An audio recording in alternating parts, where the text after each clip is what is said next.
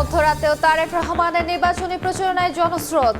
দুর্নীতির টুটি চেপে ধরার অঙ্গীকার বিএনপি চেয়ারম্যানের, বললেন গিবতে পেট ভরবে না মানুষের। আজ থেকে খুলনা বিভাগীয় সফর শুরু করছেন জামায়াত আমির। কুষ্টিয়ার শহীদ আবরার ফাহাদ স্টেডিয়ামে প্রস্তুত মঞ্চ, জনসভায় বক্তব্য দেবেন ডাক্তার শফিকুর রহমান। জুলাই অভ্যুত্থানে রাজধানী চাংখারপুলে 6 শিক্ষার্থী হত্যা মামলার রায় আজ।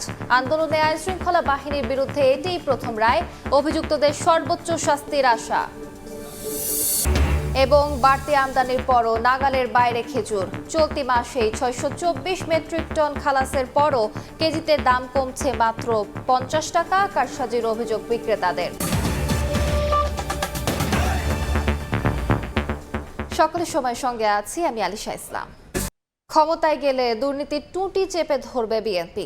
দেশ গড়ার পরিকল্পনায় কেউ বাধা সৃষ্টি করলে নেওয়া হবে কঠোর ব্যবস্থা। নির্বাচনী জনসভায় বিএনপি চেয়ারম্যান তারেক রহমান আরও বলেন, গিবতে পেট ভরবে না মানুষের। যতই বদনাম করুক, দেশের কল্যাণে কাজ করে যাবে বিএনপি। সমালোচনা ভুলে সবাইকে নিয়ে কাজ করার কথাও জানান তারেক রহমান। আহমেদ সালেহিনের রিপোর্ট।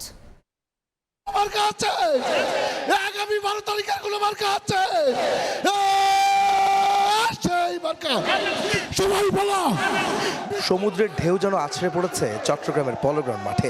লক্ষ জনতার দৃষ্টি পুরো মঞ্চ জুড়ে এক নেতার অপেক্ষায়। ততক্ষণে দীর্ঘ অপেক্ষার অবসান। বিএনপি চেয়ারম্যান তারেক রহমান আসলেন, তবে মঞ্চে না উঠে চলে এলেন সাধারণ মানুষের মাঝে। উচ্ছ্বাসে তখন ফেটে পড়ে পলোগ্রাউন্ড। মাঠ যখন কানায় কানায় পূর্ণ, তখন অপেক্ষার অবসান ঘটে নির্বাচনী জনসভার। বক্তব্য দিতে উঠেই বিএনপি চেয়ারম্যান তারেক রহমান সালাম জানিয়ে চট্টগ্রামের ভাষায় কুশল বিনিময় করেন বন্দর নগরীর মানুষের সঙ্গে।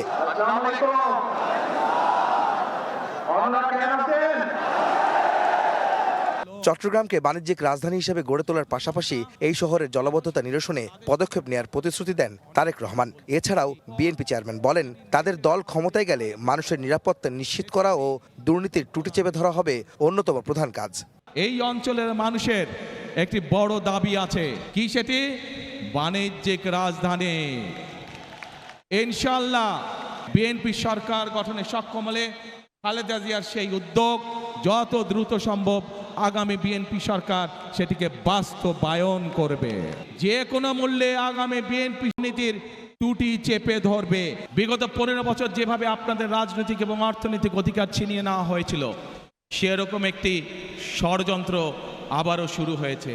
জনগণের ভোটে রাষ্ট্র পরিচালনার দায়িত্ব পেলে দেশের আর্থসামাজিক উন্নয়ন ও মানুষের অধিকার রক্ষায় অতীতের মতো কাজ করুন বলেও প্রতিশ্রুতি দিচ্ছেন তিনি।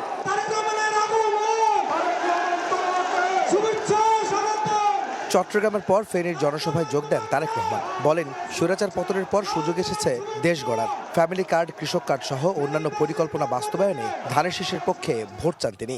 ছাত্র জনতার আন্দোলনের মুখে সেই স্বৈরাচার পালিয়ে যেতে বাধ্য হয়।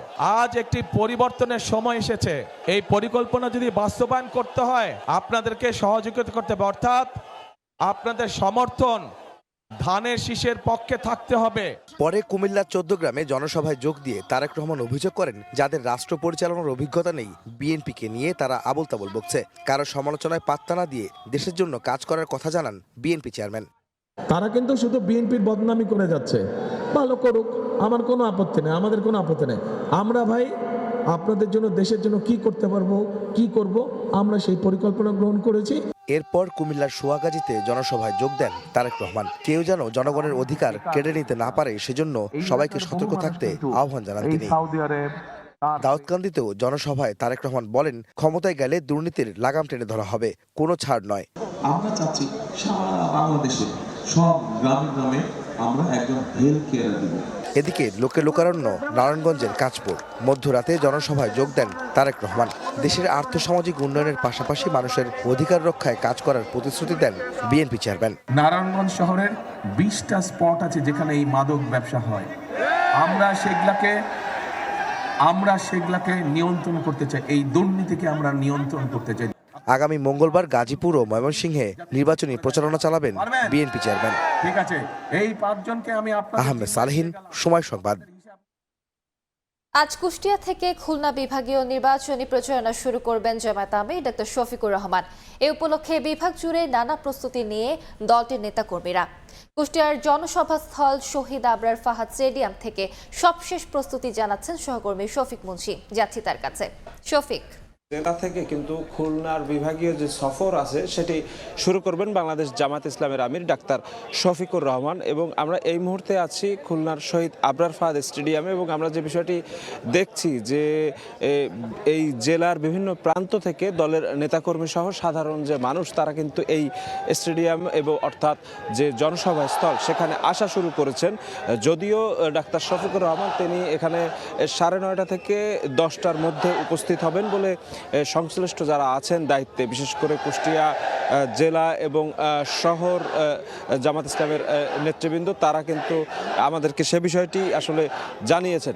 আমরা যে বিষয়টি জানতে পেরেছি যে এই কুষ্টিয়া দিয়ে আজকে তার খুলনা বিভাগীয় যে সফর সেটি শুরু হবে এবং কুষ্টিয়ার পর তিনি এখান থেকে আকাশপথে মেহেরপুরে যাবেন এবং মেহেরপুরে তিনি কিন্তু একটি তার যে জনসভা সেই জনসভায় তিনি যুক্ত হবেন এবং তারপর মেহেরপুর থেকে তিনি যাবেন চুয়াডাঙ্গা এবং চুয়াডাঙ্গাতেও তিনি আরেকটি পৃথক জনসভায় ভাষণ দেবেন, বক্তব্য দেবেন এবং তারপর সর্বশেষ তিনি ঝিনাইদহের উদ্দেশ্যে রওনা দেবেন সড়ক পথে এবং ঝিনাইদহে তিনি আরেকটি জনসভায় অংশগ্রহণ নেবেন এবং প্রতিমধ্যে একাধিক পথসভায় কিন্তু তিনি বক্তব্য দেবেন বলেই আমরা জেনেছি।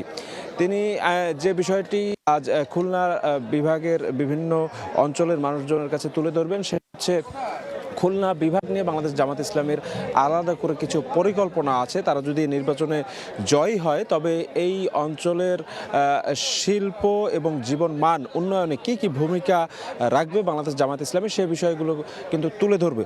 এবং সে একই সাথে জামায়াতের আমির ডাক্তার শফিকুর রহমান প্রতিটি জনসভায় কিন্তু স্থানীয় যে সংসদীয় আসনগুলোতে আছে সেই আসনগুলোতে 11 দলীয় নির্বাচনী যে প্রতিদ্বন্দ্বীরা আছে সেই প্রার্থীদেরকে কিন্তু তিনি জনসমক্ষে সবার মাঝে পরিচয় করিয়ে দেবেন। এবং আমরা যে বিষয়টি জানি কিন্তু বাংলাদেশ জামাত ইসলামী অন্যান্য আরও 10টি দলসহ মোট 11 দলের একটি ঐক্যজোট হয়েছে এবং তারা আগামী নির্বাচনে একই সঙ্গে একীভূত হয়ে প্রতিদ্বন্দ্বিতা করবেন। তো এই ছিল আমার কাছে কুষ্টিয়া শহীদ আবরার ফাহাদ স্টেডিয়াম থেকে আজ যে বাংলাদেশ জামাত ইসলামের আমির ডাক্তার শফিকুর রহমানের জনসভা সে ব্যাপারে সর্বশেষ খবর।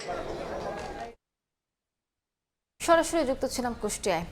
জুলাই আগস্টে আন্দোলনে রাজধানীর চাংখারপুলে 6 জনকে হত্যা মামলার রায় আজ আন্তর্জাতিক অপরাধ ট্রাইব্যুনাল 1-এ রায়টি ঘোষণা করা হবে। সাবেক ডিএমপি কমিশনার হাবিবুর রহমান সহ 8 পুলিশ সদস্যকে এই মামলায় আসামি করা হয়েছে। তাদের মধ্যে পলাতক রয়েছে 4 পুলিশ কর্মকর্তা। প্রসিকিউশনের অভিযোগ 24-এর 5 August DMP commissioner Habibur Rahman wireless বার্তার মাধ্যমে আন্দোলনকারীদের লক্ষ্য করে গুলি করার নির্দেশ দেন। পরে কর্মরত পুলিশ সদস্যরা চাইনিজ রাইফেল ব্যবহার করে গুলি করে, যা প্রমাণে 19টি ভিডিও আদালতে জমা দেয় প্রসিকিউশন। গেল 20 জানুয়ারি এই মামলার রায় ঘোষণা হওয়ার কথা থাকলেও রায় প্রস্তুত না হওয়ায় তারিখ পেছানো হয়। শুল্ক হার কমানোর সুযোগে অতিরিক্ত আমদানির পরও সাধারণ মানুষের ক্রয় ক্ষমতার মধ্যে আসছে না খেজুরের দাম। চলতি মাসের 21 দিনেই চট্টগ্রাম বন্দর থেকে 624 মেট্রিক টন খেজুর খালাস হয়েছে। আর গত 6 মাসে খালাস হয়েছে 31,000 মেট্রিক টন খেজুর। অথচ তার বিপরীতে খেজুরের দাম কমছে কেজিতে মাত্র 20 থেকে 50 টাকা। সাক্ষাৎ টিপুর ক্যামেরায় বিস্তারিত জানাচ্ছেন কমল দে।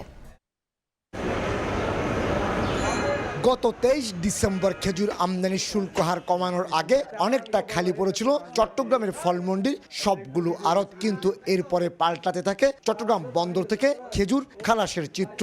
আমদানি বাড়ার সঙ্গে সঙ্গে আড়তগুলোও এখন খেজুরে ভরে উঠেছে, বাড়ছে খেজুর বেচা কেনাও। খেজুরের আমদানি শুল্ক হার 25% থেকে কমিয়ে 15% নির্ধারণ করেছে সরকার। এটা করা হয়েছে 70 টাকা, সেখান থেকে 10 টাকা কেজিতে কমছে। কেজিতে 10 টাকা কমলে 10 কেজি কার্টনে কমছে 100 টাকা। আমদানি বেশি হওয়াতে বর্তমান পাইকারি বাজার এখনো স্থিতিশীল অবস্থায় আছে। চট্টগ্রাম কাস্টম হাউজের তথ্য অনুযায়ী 2025 সালে 93,556 মেট্রিক টন খেজুর আমদানি করেছে বাংলাদেশ। 2024 সালে আমদানির পরিমাণ ছিল 75,851 মেট্রিক টন। আবার চলতি অর্থ বছরের জুলাই থেকে জানুয়ারির 21 তারিখ পর্যন্ত চট্টগ্রাম বন্দর থেকে 30,877 মেট্রিক টন খেজুর খালাস হয়েছে। তার আগের অর্থ বছরের এই সময়ে আমদানি হয়েছিল মাত্র 14,194 মেট্রিক টন। যেহেতু আমদানি বেড়েছে, প্রায় দ্বিগুণের বেশি হয়েছে, অবশ্যই খেজুরের বাজারে দামটা এটা সহনীয় পর্যায়ে থাকা উচিত। এক্ষেত্রে বাজার মনিটরিং নিশ্চয় করা প্রয়োজন আছে বলে মনে করি। তবে শুল্ক হার কমানো কিংবা আমদানি বাড়ার সঙ্গে সঙ্গে দামের রয়েছে বিপরীত চিত্র। বিশেষ করে নানা কারসাজির কারণে পাইকারি পর্যায়ে খেজুরের দাম কমছে একেবারেই ধীরগতিতে। একটা খেজুর মাসটুক এটা বিক্রি করতাম 1800, 1900, এখন ইম্পোর্টারের ধরতেছে এটা 2100 টাকা, 2200 টাকা। তো এই দাম কই কমাইলো এরা? দাবাস খেজুর এটা আমরা বেচতাম 3600 টাকা আগে, ট্যাক্স কমানোর পরে এটা বিক্রি হইতেছে এখন 4200 টাকায়। বর্তমানে অভিজাত খেজুর মেটজুল 5 কেজির প্যাকেট 6,000 টাকা, আজোয়া 4,000 টাকা, মরিয়ম 5,000 টাকা এবং সাধারণ মানের খেজুর সাবাবি 2,800 টাকা, মাসটুক 2,200 টাকা, সুক্কারি 1,700 টাকা ধরে বিক্রি হচ্ছে। তো সেলটা হয়ে গেলে কিন্তু আমাদের কোনো সমস্যা ছিল না। হ্যাঁ, মানুষ কিন্তু খেজুর অ্যাভেলেবেল পাবে, সমস্যা নেই, প্রচুর আমদানি আছে। এমনি কিছু কিছু ইম্পোর্টারের বাস হচ্ছে সৌদি আরব, মিশর, ওই দেশগুলোতে নাকি খেজুরের দাম অনেক বেশি তুলনামূলকভাবে, ওই কারণে হয়তো বেশি হতে পারে। বাংলাদেশে বছরে প্রায় 1 লাখ মেট্রিক টন খেজুরের চাহিদার মধ্যে শুধুমাত্র রমজান মাসে ইফতারের জন্য 80 থেকে 90 হাজার মেট্রিক টন খেজুরের প্রয়োজন হয়। মধ্যপ্রাচ্যের দেশ সৌদি আরব, ওমান, মিশর, আরব আমিরাত সহ অন্যান্য দেশ থেকে আমদানি করা এসব খেজুর বাংলাদেশের ভোক্তা পর্যায়ে পৌঁছাতে অন্তত 8 বার হাত বদল হয়। আর কারসাজির কারণে প্রতিবারই খেজুরের দাম বাড়ে। এক্ষেত্রে বাজার মনিটরিং করা হলে খেজুরের দাম নিয়ন্ত্রণে আসবে, এমনটি বলছেন ব্যবসায়ীরা। চট্টগ্রামের ফলমন্ডি থেকে অমল দে, সময় সংবাদ। দেখছেন সকালের সময়, সঙ্গেই থাকুন।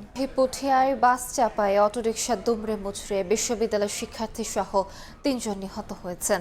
আহত হয়েছেন আরও 6 জন। ঘটনার পর সড়ক অবরোধ করেন শিক্ষার্থী সহ স্থানীয়রা। রোববার বিকেল 4:45টার দিকে রাজশাহীর পুঠিয়ার পোল্লাপুকুর এলাকায় বাস চাপায় অটোরিকশা দুমড়ে মুচড়ে যায়। এতে ঘটনাস্থলেই প্রাণ হারান বেসরকারি বরেন্দ্র বিশ্ববিদ্যালয়ের শিক্ষার্থী শান্ত ইসলাম সহ 3 জন। আহত হন আরও 6 জন। পুলিশের বিরুদ্ধে দায়িত্ব অবহেলার অভিযোগ এনে সড়ক অবরোধ করেন শিক্ষার্থী ও স্থানীয়রা। এ সময় 2 পুলিশ সদস্যকে আটকে রাখেন বিক্ষুব্ধরা। এ ঘটনার 4 ঘন্টা পর সেনাবাহিনী, র্যাব ও পুলিশ সদস্যরা যৌথভাবে পুলিশ সদস্যদের উদ্ধার করেন। স্বাভাবিক হয় যান চলাচল। হুট করে দিলাম শব্দ, তাকার সাথে সাথে দেখছি বাস পার হয়ে চলে গেল, আর এই অটো ছিন্ন ভিন্ন হয়ে আছে, আর লোকজন সব ছিটামিটা হয়ে পড়ে আছে। এত বড় অ্যাক্সিডেন্ট হয়েছে, প্রশাসন এখানে অবজ্ঞা। তারা কেউ জানেই না যে এটা কোন থানার ভিতরে পড়বে, না বিলপুকুর না হচ্ছে পুঠিয়া থানার ভিতরে। এটা হচ্ছে আমাদের কথা, যে মামলাও নিচ্ছে না। বিআরটি কর্তৃপক্ষ থেকে ক্ষতিপূরণ ব্যবস্থা আছে, সেটি যথাযথ আবেদনের মাধ্যমে দেওয়া হবে ইনশাল্লাহ। এবং একই সাথে হচ্ছে তাদের যে কোনো সেই আবেদন করতে প্রক্রিয়াগত সহায়তা লাগলে সেটাও আমরা করব। 4 ঘন্টার অবরোধে সড়কের উভয় দিকে তৈরি হয়েছিল 10 কিলোমিটার যানজট। মওদুদ রানা, সময় সংবাদ, রাজশাহী। সকালের সময় আরো থাকছে। তীব্র তুষার ঝড়ে বিপর্যস্ত যুক্তরাষ্ট্র। এ পর্যন্ত 7 জনের প্রাণহানি, 24টি অঙ্গরাজ্যে জরুরি অবস্থা জারি। বিদ্যুৎহীন 10 লাখ মানুষ, 16,000-এর বেশি ফ্লাইট বাতিল। 3 মাস পার হলেও মেরামত হয়নি থাই এয়ারওয়েজের ধাক্কায় রানওয়ের ক্ষতিগ্রস্ত অ্যাপ্রোচ লাইট। এতে শাহজালাল বিমানবন্দরে লাইটিং ক্যাটাগরিতে নিচে নেমে গেছে ঘন কুয়াশায় উড়োজাহাজে অবতরণ সক্ষমতা। বাধ্য হয়ে ফ্লাইট ডাইভার্টের কারণে ভোগান্তিতে যাত্রী, আর্থিকভাবে ক্ষতির সম্মুখীন এয়ারলাইন্সগুলো। রানওয়ে লাইটিং ক্যাট সিতে উন্নীত করার পরামর্শ বিশেষজ্ঞদের, কিন্তু বিবেচক বলছে ঢাকা বিমানবন্দরের আশপাশের 500 উঁচু ভবনের কারণে তা সম্ভব নয়। কাজল আব্দুল্লাহ রিপোর্ট। শীত মৌসুম মানেই বিশ্বের অন্যান্য শহরের মতো ঢাকার আকাশও আচ্ছন্ন হয়ে পড়ে ঘন কুয়াশায়। প্রভাব পড়ে হযরত শাহজালাল আন্তর্জাতিক বিমানবন্দরে ফ্লাইট ওঠানামায়। সন্ধ্যা থেকে সকাল পর্যন্ত কুয়াশার ঘনত্ব বেশি থাকায় কমে আসে পাইলটের দৃষ্টিসীমা। রানওয়ে দেখতে না পাওয়ায় ফ্লাইট ডাইভার্ট করা হয় দেশের অন্যান্য বিমানবন্দর সহ পাশের দেশেও। প্রত্যেকটা অনিশ্চয়তার পিছনে আসলে যেমন ফ্লাইট ডিসরাপশন, সাথে সাথে এটার পিছনে আসলে দায়ী কে? এয়ারলাইন্স। আমি বলবো যে কোনোভাবেই এয়ারলাইন্স দায়ী না, সেখানে এয়ারপোর্ট অথরিটি। কারণ এই এয়ারপোর্ট অথরিটি আমাদেরকে পরিচালনা করার জন্য যেসব ফ্যাসিলিটিস এটা কমিটেড, তারা কমিটমেন্ট, সেই জায়গাটা তারা ফেল করছে এবং যেটার ক্ষতিগ্রস্ত হচ্ছে এয়ারলাইন্সগুলো ডিরেক্টলি। ৪৫ বছর পর শাহজালালের রানওয়ের লাইটিং সিস্টেম ক্যাটাগরি 1 থেকে ক্যাটাগরি 2-এ উন্নীত করা হয় গত বছরের জুলাই। কিন্তু থাই এয়ারওয়েজের উড়োজাহাজের ধাক্কায় অক্টোবর মাসে রানওয়ের অ্যাপ্রোচ লাইট ভেঙে যায়, যা দৃষ্টিসীমা সংকীর্ণ করেছে পাইলটের। বেবিচক জানায় মেরামতে পেরিয়ে যাবে শীত মৌসুম। জুলাই মাস থেকে ক্যাটাগরি 2 ডিক্লেয়ার করেছিলাম। গত অক্টোবরে 29 তারিখে থাই এয়ারওয়েজের একটা ইনসিডেন্ট হয়। তারা অনেক লো অ্যাপ্রোচ করার কারণে আমাদের কিছু হাই ইন্টেন্সিটি অ্যাপ্রোচ লাইট তাদের দ্বারা নষ্ট হয়। এটা ড্যামেজ হয়ে যাওয়ার কারণে আমার পার্সেন্টেজটা চলে আসছে 92, 87, 86 এরকম। এটা আমাদের অলরেডি টেন্ডার আমরা থ্রো করেছিলাম, টেন্ডার প্রক্রিয়া সম্পন্ন হয়েছে। রানওয়ের সক্ষমতা বাড়াতে লাইটিং সিস্টেম আধুনিকায়নের পরামর্শ বিশেষজ্ঞদের। ঢাকাকে একেবারে একদম ক্যাটাগরি 3C-তে নিয়ে যেতে পারলে ভালো হয়। ওদের দেশের কোনো এয়ারক্রাফট বাইরে থেকে যেটা আসে ডাইভার্ট যেন না করতে হয়, সেই চিন্তাটা আমাদের মাথায় থাকা উচিত। এদিকে বেবিচক বলছে দৃষ্টিসীমার বাধা শূন্য করতে হলে ভাঙতে হবে বিমানবন্দরের উত্তর এলাকার 500টি ভবন। যদি ক্যাটাগরি 3 করতে হয়, আমার এই দলিপাড়া এবং এই এলাকায় যে কিছু ইনস্টলেশনগুলি আছে রানওয়ে ঠিক উত্তরে, এখানে আমরা একবার হিসাব করেছিলাম রাফলি 500-র মতো বিল্ডিং আছে। এগুলিকে আমার জিরো করে ফেলতে হবে। Landing instrument system ILS 2 operate করতে হলে লাইটিং সিস্টেম 95% পর্যন্ত কার্যকর থাকতে হয়। বর্তমানে ঘন কুয়াশায় কার্যকারিতা নেমে এসেছে 85 থেকে 87%। কাজল আব্দুল্লাহ, সময় সংবাদ, ঢাকা। শুল্কায়ন জটিলতাকে ব্যবসা পরিচালনার ক্ষেত্রে অন্যতম বাধা হিসেবে দেখছেন ব্যবসায়ীরা। এতে বাড়ে হয়রানি, দুর্নীতি, যা বাড়িয়ে দেয় খরচ ও আমদানি রফতানি বাণিজ্যের সময়। আন্তর্জাতিক কাস্টম দিবস সামনে রেখে এমন অবস্থার পরিত্রাণ চান তারা। রাজস্ব আদায় ঠিক রেখে ভোগান্তি কমাতে সফটওয়্যার নির্ভর ব্যবস্থা বাড়ানোর আশ্বাস দিয়েছেন এনবিআর চেয়ারম্যান। আর এই পুরো কার্যক্রমে প্রশাসনিক স্বচ্ছতা নিশ্চিতের তাগিদ বিশ্লেষকদের। MS আরিফিনের report. বন্ড সুবিধার বাইরে প্রায় সব ধরনের আমদানি করা পণ্যের ওপর আরোপিত শুল্ক পরিশোধ করেন ব্যবসায়ীরা। এইচএস কোড, পণ্যের ধরন সহ হরেক রকম কর কাঠামো নিয়ে প্রায় সময়ই পড়তে হয় জটিলতায়। যে পরিমাণ আমাদের লিড টাইম নষ্ট হয় কাস্টমস ক্লিয়ারেন্সের জন্য, পৃথিবীর কোনো দেশ, আমাদের কম্পিটিং কোনো দেশ ইনক্লুডিং পাকিস্তানেও এত সময় লাগে না। 2024-25 অর্থ বছরে শুল্ক, ভ্যাট ও কর এই 3 বিভাগ মিলিয়েও লক্ষ্যমাত্রা পূরণ করতে পারেনি জাতীয় রাজস্ব বোর্ড এনবিআর। চলতি অর্থ বছরের প্রথম 6 মাসেও লক্ষ্যমাত্রা থেকে প্রায় 46,000 কোটি টাকা পিছিয়ে সংস্থাটি। এর মধ্যে কাস্টমসের আদায়ে ঘাটতি থেকে গেছে 12,000 কোটি টাকা। ব্যবসায়ীদের অভিযোগ, আমদানি পণ্যের মূল্যায়ন প্রক্রিয়ায় অনেক সময় অতিরিক্ত শুল্ক পরিশোধ করতে বাধ্য হন তারা। অসাধু কর্মকর্তাদের হয়রানির কারণে কাঁচামাল হাতে পেতে তৈরি হয় দীর্ঘসূত্রিতা। ওনাদের যে অ্যাটাকটা, ওনাদের যে ধীরগতিটা, এটা কিন্তু স্পিড মানি একটা শব্দ প্রচলিত আছে।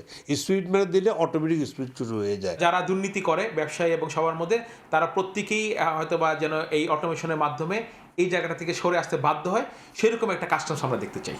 তবে জটিলতার কারণ হিসেবে অসাধু ব্যবসায়ীদের দায়ী করছে এনবিআর। মানি লন্ডারিং সহ চোরাচালান রোধ করা গেলে সৎ ব্যবসায়ীদের মুক্তি মিলবে বলে জানান সংস্থাটির চেয়ারম্যান। কোনো ক্ষতিকর মালামাল দেশে আসলো কিনা, নিষিদ্ধ কোনো পণ্য আসলো কিনা, ডিফারেন্ট লেভেল থাকে এগুলোর টেস্ট করার।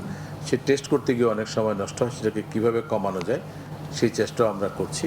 শুল্কায়ন জটিলতার ভার কেবল ব্যবসায়ীকে নয়, এর ওজন বইতে হয় ভোক্তাকেও। তাই ব্যবসা সহায়ক নীতি না করে কেবল অটোমেশন কোনো সমাধান দেবে না বলে মনে করেন বিশ্লেষকরা। যদি আমি ওভারঅল ইকোনমিকে ভালো করতে চাই, তাহলে কিন্তু আমাদের ওই কাস্টমস বা ট্রেড ট্যাক্সেশনের বাইরে এসে অন্যান্য যেগুলো ডাইরেক্ট ট্যাক্সেশন আছে সেগুলো থেকে চিন্তা করতে হবে। ট্যাক্সের ভিত্তি বাড়াতে হবে, সেখানে অ্যাকাউন্টেবিলিটি বাড়াতে হবে, ট্রান্সপারেন্সি বাড়াতে হবে। ব্যবসায়ী সৎ বা অসৎ সেটা প্রশ্ন না, প্রশ্নটা হচ্ছে যে আমার সিস্টেমটা তাকে সৎ হইতে দিচ্ছে কিনা। আপনি যতই অটোমেশন বলেন, যা কিছু বলেন, আপনাকে ওই গোড়াটা ঠিক করতে হবে যেটা আপনি ইনপুট দিবেন। ব্যবসা বান্ধব নীতি বাস্তবায়নে যেন আমলাতান্ত্রিক জটিলতা তৈরি না হয়, সেই তাগিদ সংশ্লিষ্টদের। MS আরিফিন, সময় সংবাদ, ঢাকা। হাওড়া অঞ্চলের বাস্তবতায় হাঁস পালন নতুন কিছু না হলেও প্রযুক্তির ছোঁয়ায় বদলাচ্ছে চিত্র। সুনামগঞ্জ ও নেত্রকোনায় জলাশয় ছাড়াই বেইজিং বা পিকিং জাতের হাঁস পালনে মিলছে দ্রুত লাভ। এছাড়াও ডিমের খোসা থেকে তৈরি পাউডার ব্যবহৃত হচ্ছে জৈব সার ও প্রাণীখাদ্য হিসেবে। প্রত্যন্ত অঞ্চলে খামারি ও উদ্যোক্তাদের প্রযুক্তি ও কারিগরি সহায়তা দিচ্ছে বিভিন্ন উন্নয়ন সংস্থা। সংশ্লিষ্টরা বলছে এতে কমছে দারিদ্র্য, তৈরি হচ্ছে কর্মসংস্থান। সুনামগঞ্জ ও নেত্রকোনা ঘুরে বিস্তারিত জানাচ্ছেন তাসনিয়া নিশাত মিম, ক্যামেরা ছিলেন নুরুল আলম নয়ন।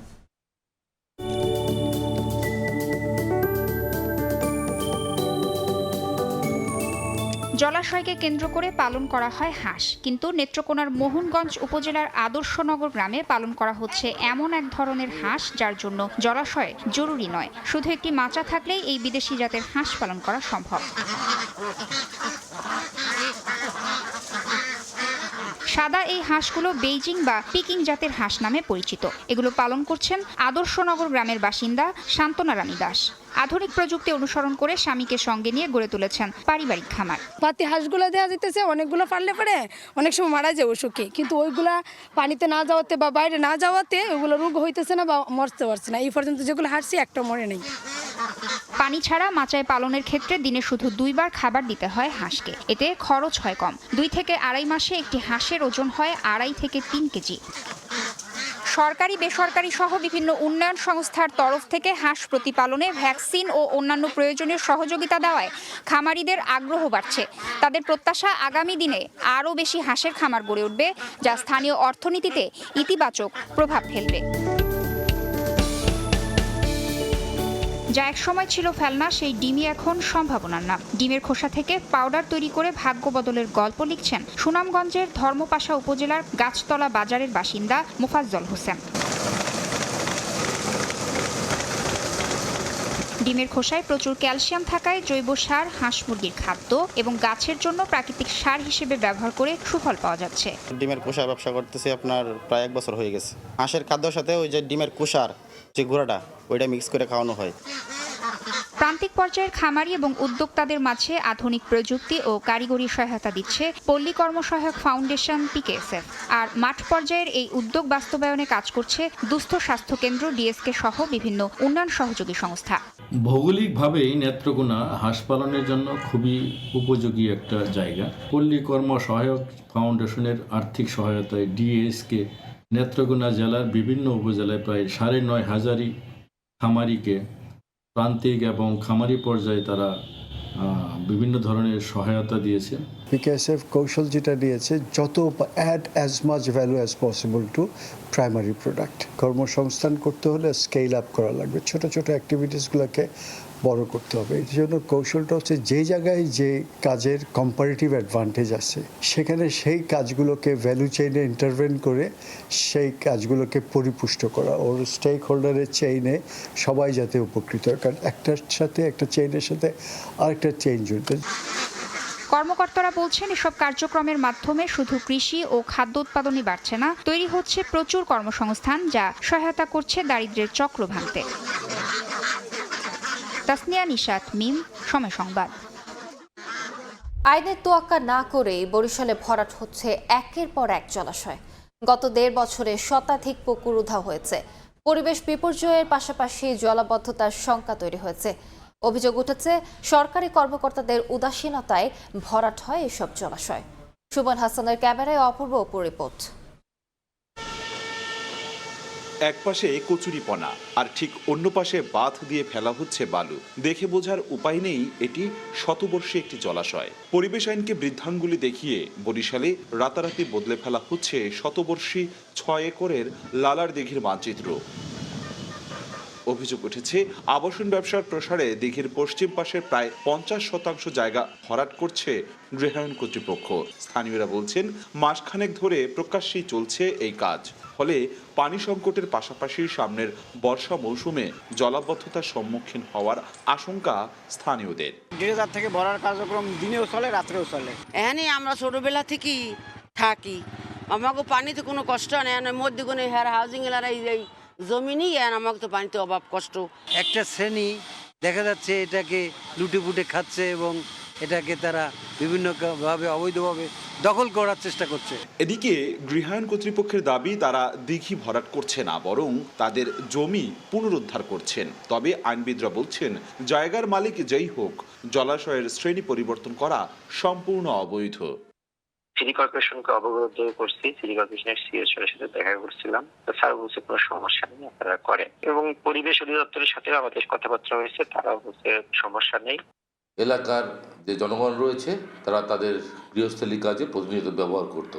সুতরাং আমরা দেখতে পাচ্ছি যে একদিকে সাধারণ মানুষ এই সুবিধা হতে বঞ্চিত হচ্ছে, অন্যদিকে পরিবেশ এবং প্রতিবেশ ধ্বংস হচ্ছে। তো সুতরাং আমরা চাচ্ছি যে তার বিরুদ্ধে একটা আইনগত ব্যবস্থা গ্রহণ করতে। আমরা কিন্তু বসে নেই, আমরা আমাদের আইনের মধ্যে যতটুকু আমরা পারি আমরা সেই কাজটুকু করে যাচ্ছি। অবৈধভাবে বরিশালে রাতারাতি উধাও হচ্ছে একের পর এক পুকুর, জলাশয়। এর সঙ্গে মাঠ প্রশাসনের কতিপয় কর্মকর্তার যোগসাজশের অভিযোগ উঠলেও কথা বলতে রাজি হননি জেলার প্রশাসক। জেলা প্রশাসন এবং সিটি কর্পোরেশনকে বলেছি, তাদের নজরে এনেছি, তাদের কাছে আমরা এই তথ্যগুলি দিয়েছি, কিন্তু তারা আসলে এই ব্যাপারে তেমন কোনো উদ্যোগ নিচ্ছে না। পরিবেশ অধিদপ্তরের তথ্য বলছে গত 1.5 বছরে বরিশালে অন্তত শতাধিক পুকুর বিলীন হয়েছে।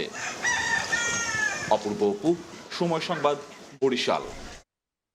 ঝালকাঠিতে ঠিকাদার কারাগারে থাকায় নির্মাণ হয়নি সেতুর সংযোগ সড়ক।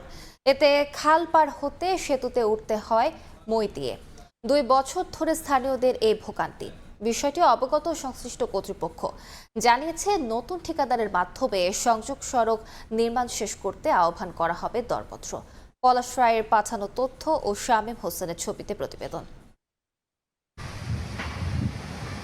সেতুর 2 পাশে নেই সংযোগ সড়ক, অপর পাশে যেতে হলে মই দিয়ে উঠতে হচ্ছে সেতুতে। ঝালকাঠির রাজাপুরের গালুয়া ইউনিয়নে খালের ওপর এ ব্রিজটি তৈরির 2 বছর পেরিয়ে গেলেও নির্মাণ হয়নি সংযোগ সড়ক, তাই এমন ভোগান্তি স্থানীয়দের। পুরাতন ব্রিজ ভেঙে 2022 সালের ডিসেম্বরে নতুন সেতু নির্মাণের উদ্যোগ নেয় স্থানীয় সরকার প্রকৌশল বিভাগ। 2023 সালের ডিসেম্বরে শেষ হয় কাজ। স্থানীয়রা জানান, এ প্রকল্পের ঠিকাদার ছিলেন নিষিদ্ধ ঘোষিত ছাত্রলীগের ঝালকাঠি জেলার সাবেক সভাপতি হাদিসুর রহমান মিলন। 2022 সালে তার বিরুদ্ধে হয় অস্ত্র মামলা। 2024 সালে আত্মসমর্পণ করলে তাকে অস্ত্র মামলায় গ্রেফতার দেখিয়ে কারাগারে পাঠানোর নির্দেশ দেন আদালত। এরপর থেকে থেমে যায় ব্রিজের নির্মাণ কাজ। ব্রিজে ডাল নাই, আমরা পাড়ায় যাইতে পারি না, ছোট ছোট বাচ্চা কাচ্চা স্কুলে মাদ্রাসায় যাইতে পারে না। স্বাস্থ্যকেন্দ্রের যে সাধারণ রোগী আসে, মা এবং শিশু, তাদের খুবই কষ্ট হয় পারাপার হইতে, এবং বর্ষাকালে তো এই পারাপার হইতেই পারে না। আমাদের খুবই কষ্ট হচ্ছে, যেটা ভাষায় প্রকাশ করতে পারবো না। দেখা গেছে আপনার ঘুরে আসতে হয়, 2 কিলো পথ ঘুরে আসতে হয়। আমরা চাই যে তাড়াতাড়ি শীঘ্রই এই কাজটা সমাধান হোক। দুর্ভোগের কথা স্বীকার করে অসম্পূর্ণ কাজ নতুন করে ঠিকাদারের মাধ্যমে শেষ করতে দরপত্র আহ্বান করা হবে বলে জানিয়েছে কর্তৃপক্ষ। এটি নতুনভাবে বাস্তবায়নের জন্য রিমেনিং ওয়ার্কের প্রাক্কলন প্রস্তুত করা হয়েছে। আশা করা যায় যে দ্রুত সংযোগ সড়কের কাজ শুরু হবে এবং আমরা রিমেনিং ওয়ার্কের প্রাক্কলনটি দ্রুত অনুমোদন পাবো। সেতুটি নির্মাণে ব্যয় ধরা হয়েছিল 1,63,00,000 টাকা। সময় সংবাদ, ঝালকাঠি। সকালের সময় দেশের বাইরের খবর। যুক্তরাষ্ট্র জুড়ে নজিরবিহীন শীতকালীন ঝড়ে স্থবির হয়ে পড়েছে জনজীবন। তীব্র ঠান্ডায় এ পর্যন্ত 7 জনের মৃত্যুর খবর পাওয়া গেছে। ঝড়ের তাণ্ডবে বিদ্যুৎহীন হয়ে পড়েছেন প্রায় 10 লাখ বাসিন্দা। রোববার একদিনে বাতিল করা হয় 16,000-এর বেশি ফ্লাইট। বন্ধ রয়েছে গণপরিবহন চলাচল। আলাবামা, জর্জিয়া, নিউ মেক্সিকো সহ অন্তত 24টি অঙ্গরাজ্যে জরুরি অবস্থা জারি করা হয়েছে। প্রয়োজন ছাড়া বাসিন্দাদের বাইরে বের না হওয়ার আহ্বান স্থানীয় কর্তৃপক্ষের। তুষার ঝড়ে বিপর্যস্ত যুক্তরাষ্ট্রের জনজীবন। বরফের চাদরে ঢেকে গেছে চারিদিক। দেশটির দক্ষিণাঞ্চলে বরফ জমে গাছের ডাল ভেঙে পড়ায় বিদ্যুতের লাইন ব্যাপক ক্ষতিগ্রস্ত হয়েছে। ঝড়ে বিদ্যুৎ বিচ্ছিন্ন হয়ে পড়েছেন অন্তত 10 লাখ বাসিন্দা। টেনেসি অঙ্গরাজ্যে বিদ্যুৎহীন 3,30,000-এর বেশি। মিসিসিপিতে 1,60,000, লুইসিয়ানা ও টেক্সাসেও হাজার হাজার মানুষ অন্ধকারে।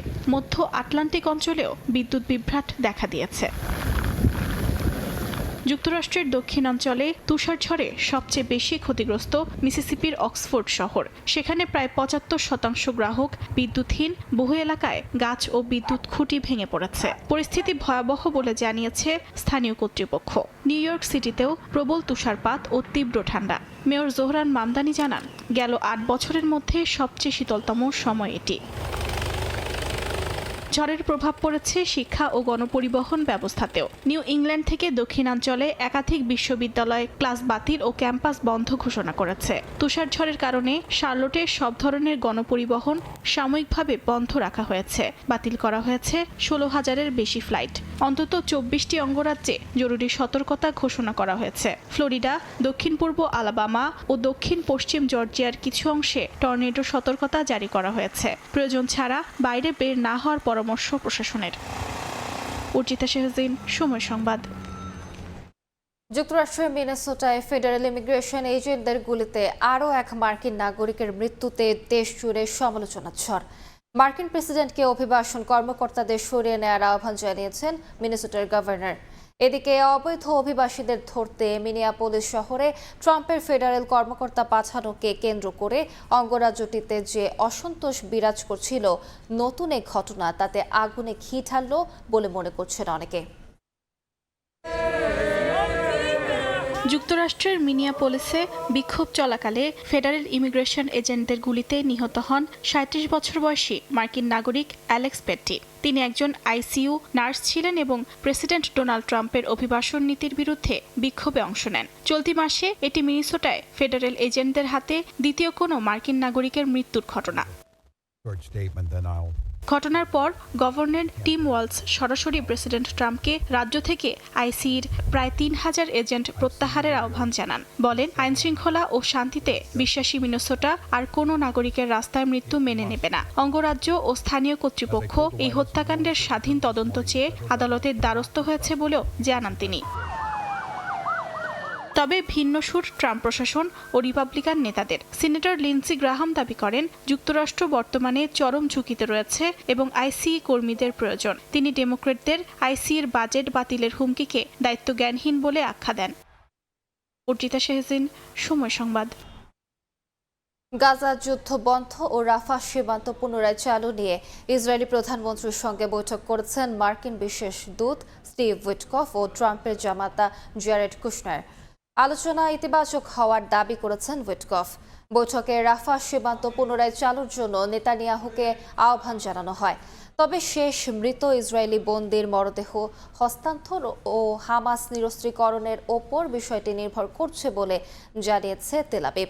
এদিকে আলোচনার মধ্যে উপত্যকায় ইসরায়েলি হামলায় ৩ ফিলিস্তিনি নিহত হয়েছেন, আহত হন ১৫ জন। যুদ্ধবিরতি কার্যকর থাকলেও গাজায় ইসরায়েলি হামলা এখনও থামেনি। প্রতিনিয়তই প্রাণ হারাতে হচ্ছে নিরীহ ফিলিস্তিনিদের। স্থানীয় সময় রোববার গাজার বেশ কয়েকটি জায়গায় হামলা চালায় নেতানিয়াহু বাহিনী। আল জাজিরা জানায়, গাজার জাবালিয়া শরণার্থী শিবিরে একটি চিকিৎসা স্থাপনার পাশে ড্রোন হামলা চালিয়েছে ইসরায়েলি সেনারা। এতে হতাহতের ঘটনা ঘটে। গাজার স্বাস্থ্য মন্ত্রণালয়ের তথ্য অনুযায়ী ২০২৩ সালের ৭ অক্টোবর থেকে শুরু হওয়া ইসরায়েলি হামলায় এ পর্যন্ত ৭১,৬৫৪ জন ফিলিস্তিনি নিহত হয়েছেন। এর মধ্যে গত অক্টোবরে যুদ্ধবিরতি হওয়ার পর থেকে এ পর্যন্ত ৪৮১ জন প্রাণ হারিয়েছেন। অব্যাহত হামলার মধ্যেই যুক্তরাষ্ট্রের বিশেষ দূত স্টিভ উইটকফ ও ট্রাম্পের জামাতা জ্যারেড কুশনারের সঙ্গে বৈঠক করেন ইসরায়েলি প্রধানমন্ত্রী বেনিয়ামিন নেতানিয়াহু। আলোচনা ইতিবাচক হয়েছে বলে দাবি করেছেন উইটকফ। বৈঠকে গাজা যুদ্ধ বন্ধে ট্রাম্পের ২০ দফা পরিকল্পনার দ্বিতীয় ধাপ বাস্তবায়ন ও প্রস্তুতির পাশাপাশি আঞ্চলিক পরিস্থিতি নিয়ে আলোচনা হয়। পাশাপাশি নেতানিয়াহুকে রাফা সীমান্ত পুনরায় চালুর আহ্বান জানান স্টিভ উইটকফ ও জ্যারেড কুশনার। তবে নেতানিয়াহু প্রশাসন বলছে, শেষ মৃত ইসরায়েলি বন্দির মরদেহ হস্তান্তর ও হামাস নিরস্ত্রীকরণ ছাড়া সীমান্ত পুনরায় চালু সম্ভব নয়। অর্চিতা শেহজিন, সময় সংবাদ। মুক্তিযুদ্ধের সময় বাংলাদেশের পাশে দাঁড়ানো খ্যাতনামা সাংবাদিক মার্ক টালি মারা গেছেন। সংবাদ মাধ্যম বিবিসি জানায়, ভারতের নয়াদিল্লির একটি হাসপাতালে তিনি মৃত্যুবরণ করেন। মৃত্যুকালে তার বয়স হয়েছিল ৯০ বছর।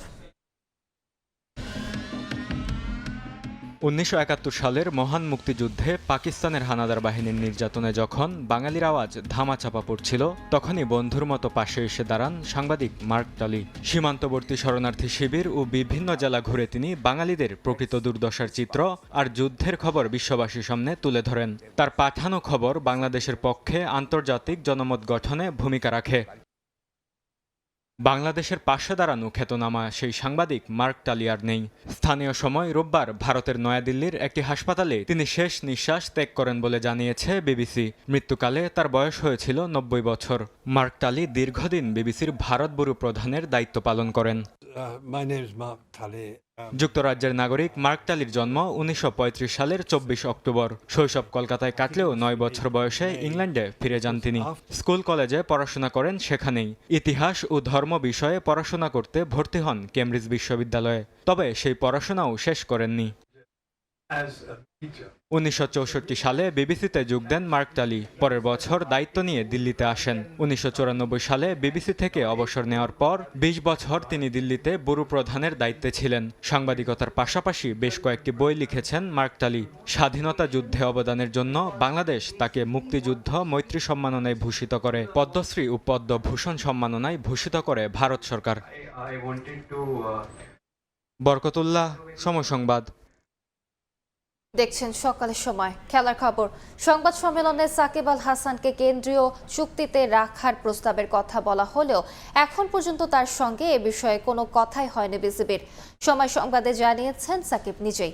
জাতীয় দলে ফেরার বিষয়ে আলোচনা হওয়াটা ইতিবাচকভাবেই নিয়েছেন সাবেক বাংলাদেশ অধিনায়ক। আমরা সেই সিদ্ধান্ত নিয়ে এসেছি যে আগামী 1 বছর কারা আমাদের সাথে চুক্তিতে আসবে।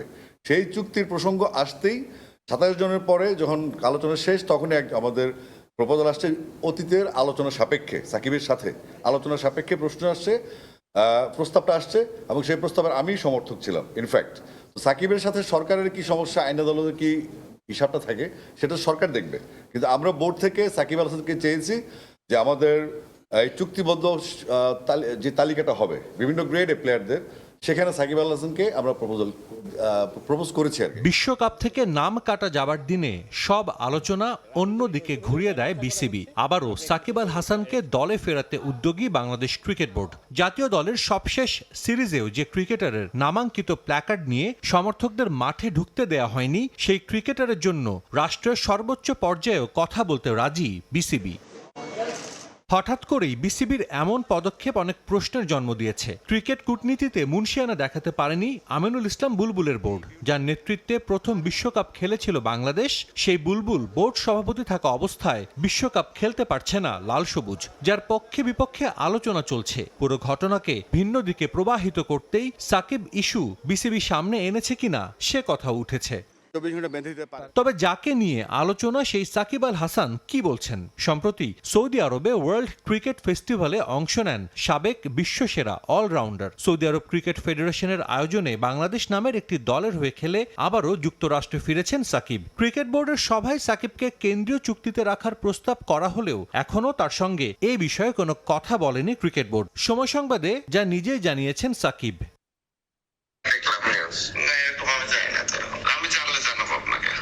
বাংলাদেশ জাতীয় দলের হয়ে প্রায় 450 ম্যাচ খেলেছেন সাকিব। সবশেষ 2024 সালে অক্টোবরে ভারতের বিপক্ষে কানপুর টেস্টে অংশ নিয়েছিলেন তিনি। এরপর অনেকবারই সাকিব বলেছেন জাতীয় দলে আবারও সব ফরম্যাটে ফিরতে চান, অবসর নিতে চান দেশের মাটি থেকে।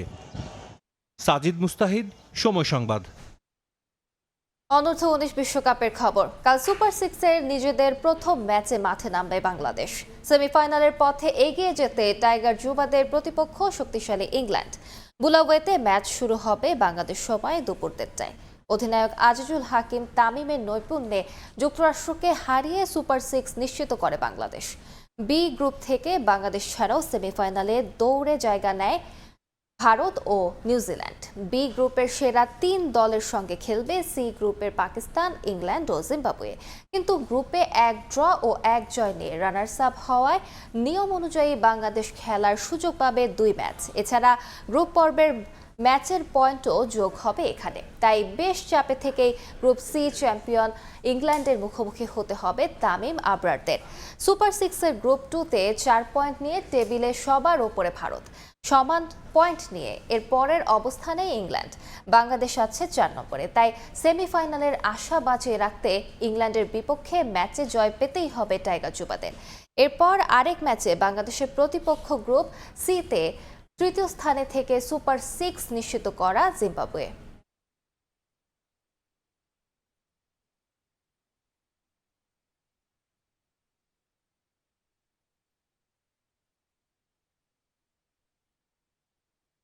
ইউরোপিয়ান ক্লাব ফুটবলের খবর। রিয়ালের কাছে শীর্ষস্থান হারানোর কয়েক ঘন্টার ব্যবধানে আবারও টপে বার্সেলোনা। রিয়াল ওভেদোকে 3-0 গোলে হারিয়েছে কাতালানরা। এপিএল এর টানা দ্বিতীয় জয়ের দেখা পেয়েছে চেলসি। ক্রিস্টাল প্যালেসকে ব্লুরা হারিয়েছে 3-1 ব্যবধানে। ম্যাচের শুরু থেকে আধিপত্য বিস্তার করে খেলতে থাকে বার্সা। তবে ওভেদোর বিপক্ষে গোল পেতে প্রথমার্ধ পুরোটাই অপেক্ষা করতে হয় হ্যান্সি ফ্লিকের দলের। দ্বিতীয়ার্ধে মাঠে নেমেও জালের দেখা পায়নি বার্সা। 52 মিনিটে অবশেষে ডেডলক ভাঙে স্প্যানিশ জায়ান্টরা। দানি ওলমোর গোলে স্কোর লাইন হয় 1-0। এর 5 মিনিট পর জ্বলে ওঠেন রাফিনিয়া। ব্যবধান হয় 2-0। 73 মিনিটে জয়সূচক গোল করেন লামিন ইয়ামাল। শেষ পর্যন্ত 3-0 ব্যবধানের জয় নিয়ে মাঠ ছাড়ে বার্সেলোনা। এদিকে ইপিএলে ক্রিস্টাল প্যালেসের শক্ত রক্ষণ ভাঙতে না পারায় কিছুটা বেগ পোহাতে হয় চেলসিকে।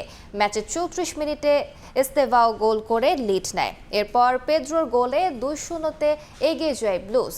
আর 64 মিনিটে পেনাল্টি থেকে গোল করেন এনজো ফার্নান্দেস। এরপর প্যালেস 1 গোল শোধ দিলেও জয় পায়নি তারা। আর তাতেই টানা 3 ম্যাচ জিতল চেলসি। এ পর্যায়ে শীর্ষ সংবাদগুলো জানিয়ে দিচ্ছে আরেকবার। মধ্যরাতেও তারেক রহমানের নির্বাচনী প্রচারণায় জনস্রোত। যে কোনো মূল্যে দুর্নীতির লাগাম টেনে ধরার অঙ্গীকার বিএনপি চেয়ারম্যানের। বললেন, গিবতে পেট ভরবে না মানুষের। খুলনা বিভাগীয় সফর শুরু করছেন জামায়াত আমির ডক্টর শফিকুর রহমান। কুষ্টিয়ার শহীদ আবরার ফাহাদ স্টেডিয়ামে লাখো জনতার ভিড়। বক্তব্য দেবেন কিছুক্ষণ পর। এবং জুলাই অভ্যুত্থানে রাজধানী চাঁখারপুলে 6 শিক্ষার্থী হত্যা মামলার রায় আজ। আন্দোলনে আইন শৃঙ্খলা বাহিনীর বিরুদ্ধে এটি প্রথম রায়। অভিযুক্তদের সর্বোচ্চ শাস্তির আশা।